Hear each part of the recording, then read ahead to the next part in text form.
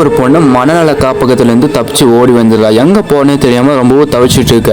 என்னன்னு எந்திரிச்சு பார்த்தா வந்தது எல்லாமே ஒரு கனவு. எந்திரிச்சு போய் ஒரு காலண்டர் வந்து பார்க்கலாம். என்னமோ வந்து மார்க் பண்ணிருக்கான். இப்ப அப்படியே கட் பண்ணா குளிச்சுட்டு போய் பிரின்சிபல் ரூம்ல வந்து உட்காந்துக்கிறான். அவர் வந்து என்ன சொல்றான்னா, 2 நாள் உங்க பேரண்ட்ஸுங்க வந்து நாங்கள் கான்டாக்ட் பண்ணோம், ஆனா அவங்க எந்த ஒரு ரெஸ்பான்ஸுமே பண்ணல. நீ எப்ப வீட்டுக்கு போவ, வின்டர் வேற கொஞ்சம் அதிகமா இருக்கு அப்படின்ற மாதிரி சொல்ல, அந்த பொண்ணு வந்து என்ன சொல்றா, இன்னும் 2 நாள் வெயிட் பண்ணுங்க சார், கண்டிப்பா வந்துருவாங்க அப்படின்ற மாதிரி சொல்லிட்டு இருக்காரு. எல்லாரும் வந்து போயிட்டாங்க. இன்னொரு கேரக்டர் வந்து காட்டுறாங்க, ரோஸ்னு சொல்லி ஒரு பொண்ணு.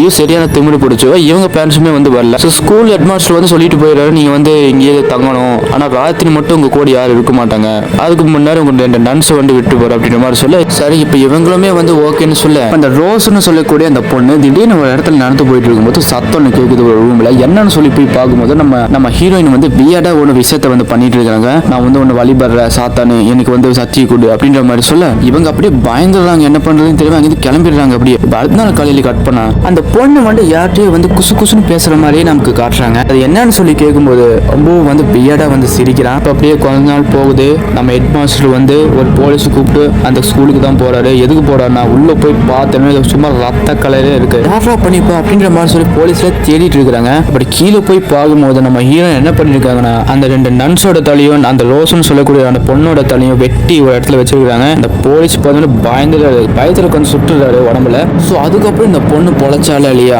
அந்த கொலை வந்து யார் பண்ணியிருப்பா, இந்த பொண்ணு தான் பண்ணியிருப்பா அப்படின்ற கதையை ஒரு ஹாரத்துல கொண்டு போன படம் தான் பிளாக் கோட்ஸ் டாக்டர். ஸோ இந்த மாதிரியான முழு கதைகளும் வந்து நீங்க கேட்கணும்னா நம்ம சேனல் சப்ஸ்கிரைப் பண்ணிக்கோங்க, பக்கத்துல பெல் ஐக்கானை பிரஸ் பண்ணிக்கோங்க. அப்போதான் டெய்லி போடுற வீடியோ உங்க போனை வந்து ரீச் ஆகும்.